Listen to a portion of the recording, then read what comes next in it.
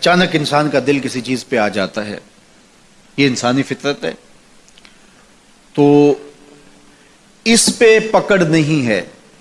صوفیہ کہتے ہیں کہ تمہارا دل اتنا صاف ہو کہ تمہارے دل میں یہ بات بھی نہ آئے، غنا تمہیں نصیب ہو جائے، لیکن اس کے باوجود ہم بشر ہیں، کمزور ہیں، تو کسی شخص کے پاس کوئی چیز دیکھی اور للچا گیا دل اس کی طرف، اور پھر اس کو حاصل کرنے کے لیے کوشش میں تردد میں لگ گیا، دل میں خیال بھی آتے ہیں، وسوسے بھی آتے ہیں، اور ایسی ایسی خواہشات جنم لیتی ہیں کہ انسان خود اپنے پہ ہنستا ہے، لیکن ایسی خواہشات جس کی اتباع میں چل پڑا، جس کی خواہش میں چل پڑا، تو یہ ہلاک کر دینے والی چیز ہے۔ آرزو کا پیدا ہو جانا، حتیٰ کہ آرزو تو آرزو رہی، وسوسے کے پیدا ہو جانے پر بھی پکڑ نہیں ہے اگر اس کی اتباع نہ کی جائے۔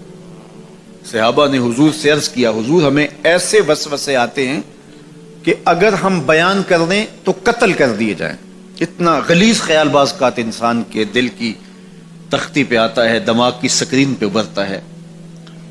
تو فرمایا کہ تم کیا کرتے ہو؟ تو انہوں نے کہا کہ ہم اس کو جھٹکنے کی کوشش کرتے ہیں، جب اس طرح کا کوئی خیال آتا ہے تو بندہ اس کو جھٹکتا ہے، دور کرتا ہے، اور بندہ خوف زدہ ہوتا ہے اور اللہ کی پناہ میں آتا ہے، اور اس کی ایک حالت ہوتی ہے۔ تو اس حالت کا انہوں نے ذکر کیا کہ ہم تو پھر یہ کرتے ہیں۔ تو فرمایا کہ ذالک صریح الایمان، یہ تمہارے واضح ایمان کی علامت ہے کہ اس وسوسے کے بعد جو تمہاری طبیعت میں بے چینی اور بیزاری پیدا ہوئی، اور اس کو دھکیلنے کے لیے، اس کو خیال سے ہٹانے کے لیے، اس کو تصورات سے دور کرنے کے لیے جو تم نے کوشش کی، یہ تمہارا ایمان تھا جو کھڑا ہوا، اور تم اس سے بچنے کی کوشش کرتے ہو، تو یہ تمہارے ایمان کی علامت ہے۔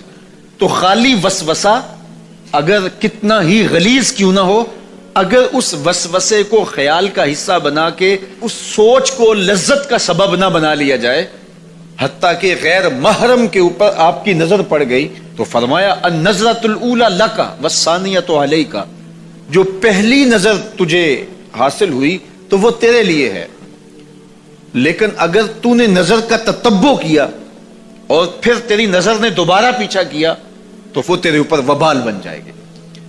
تو خواہش کا، وسوسے کا، اور کسی ایسی چیز کا دل اور دماغ کی سکرین پہ ابھرنا اور خیال پیدا ہو جانا، یہ کوئی بات نہیں ہے۔ انسانی زندگی کے اندر کتنے ہزار خیالات جو ہے وہ انسان کے دماغ میں جو ہے وہ پیدا ہوتے ہیں، اور پیدا ہو کر کے مٹتے ہیں، پھر نئے پیدا ہوتے ہیں۔ کبھی بھی انسان کا دماغ خالی نہیں رہتا، ہر وقت سوچتا ہے۔ آپ اگر یہ طے کر لیں کہ میں کچھ نہیں سوچنا، تو یہ سوچ رہے ہوں گے کہ میں کچھ نہیں سوچنا۔ یہ کبھی ہو نہیں سکتا کہ آپ کا دماغ ہو اور اس کے اندر جو ہے وہ کوئی خیال نہ چل رہا ہو، ہزاروں لاکھوں خیالات کا ایک ہجوم گزرتا ہے۔ تو انسان کا دل، دماغ اس طرح بھاگتا ہے۔ آپ اچھے لوگوں میں رہیں گے تو خیالات پاکیزہ ہوں گے۔ دیکھیے، آپ گندگی کے ڈھیر سے گزر رہے ہوں گے تو خیالات اسی طرح کے ہوں گے نا، اور اگر پھولوں کی روش سے گزر رہے ہوں گے، صحن چمن سے گزر رہیں گے تو خیال اس طرح کے ہوں گے نا۔ آپ جو ہے وہ کسی بازار سے گزر رہے ہوں گے تو خیال اس طرح کے ہوں گے، اور مدینے کی گلی سے گزر رہے ہوں گے تو پھر خیال اسی طرح کے ہوں گے نا۔ اس وقت آپ کے خیالوں کی دنیا کسی اور جہاں میں آباد ہے، اس لیے کہ آپ رسول اللہ کا فرمان سن رہے ہیں۔ لیکن اگر آپ کے سامنے کو گویا غزل گا رہا ہو تو پھر خیال کی وادیوں میں بھٹک کے کہیں آپ اور کھڑے ہوں گے۔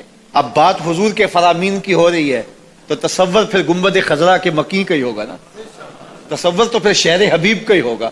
لیکن اگر آپ باتیں دوسری جانب کی کر رہے ہو تو تصور پھر ادھر جاتا ہے، اور اسی لیے ہمارے علماء نے کہا کہ گانے کی طرز پہ نعت نہیں پڑھنی چاہیے، اس لیے کہ گانے کی جو معروف طرز ہوگی، جب اس طرز پہ نعت پڑھی جائے گی تو سن آپ نعت رہے ہوں گے، طرز سے آپ کے دماغ اور آپ کے خیالات بھٹک کے کہیں اور چلے جائیں گے۔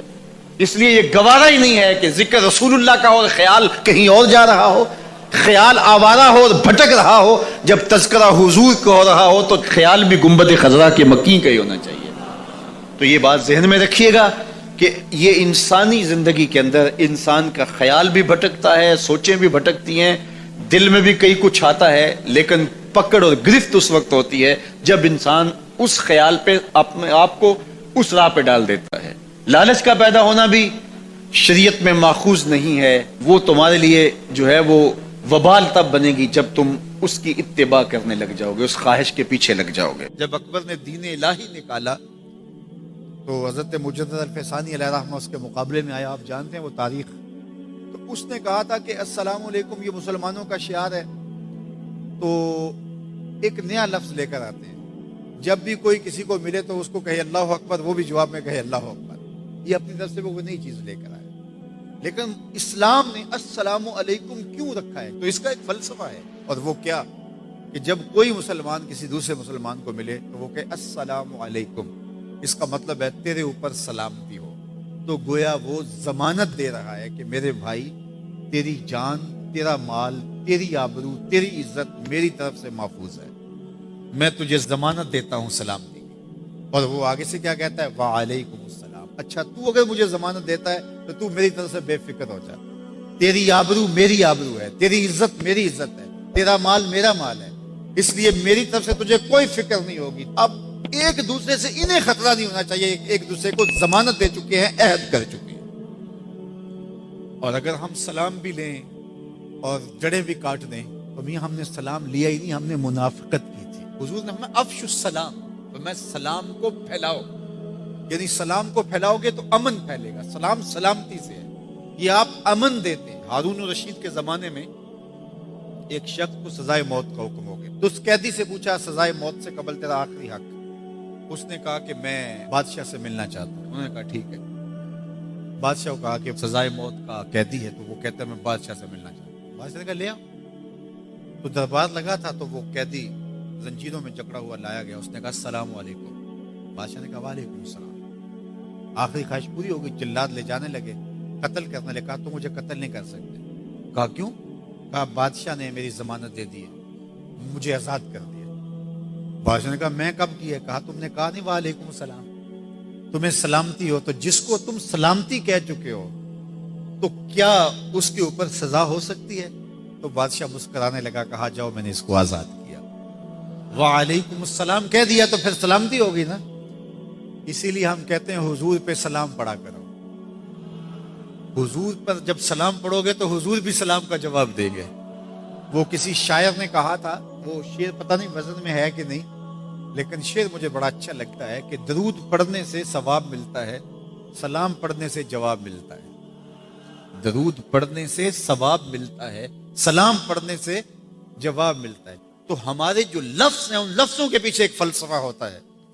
تو فرمایا المسلم من سلم المسلمون من لسانہ و یدہ. اور یہ ہم نے اپنے اولاد کو بچپن سے سکھانا ہے. اگر ہم نے ان کو اعلیٰ ڈگریاں بھی کروا دی, ان کو اعلیٰ تعلیم یافتہ بھی کروا دیا دنیاوی اعتبار سے, لیکن یہ بنیادی سبق حضور کا نہ پڑھایا, تو پھر وہ اس تعلیم کے باوصف بھی آپ کو آپس میں الجھتے ہوئے دکھائی دیں گے.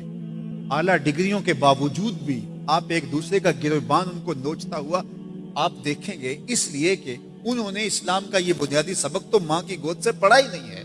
یہ پڑھانا ہے کہ مسلمان وہ ہوتا ہے جس کے ہاتھ سے اور جس کی زبان سے دوسرا مسلمان محفوظ رہے.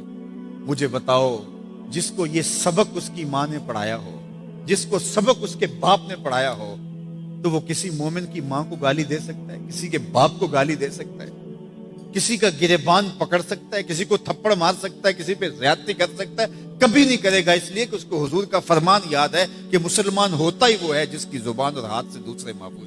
ہم نے یہ سیکھنا ہے اور اپنے عمل کے اندر اس کو داخل کرنا ہے کہ ہمارے رویے اتنے خوبصورت ہو, ہمارا طرز زندگی اتنا خوبصورت ہو کہ ہمارا پتہ چلے کہ ہم حضور کے غلام ہوتے ہیں. ہمیں خوبصورت رویوں کا درس دیا گیا ہے, ہمیں خوبصورت رویوں کو اختیار کرنے کی تعلیم دی گئی ہے.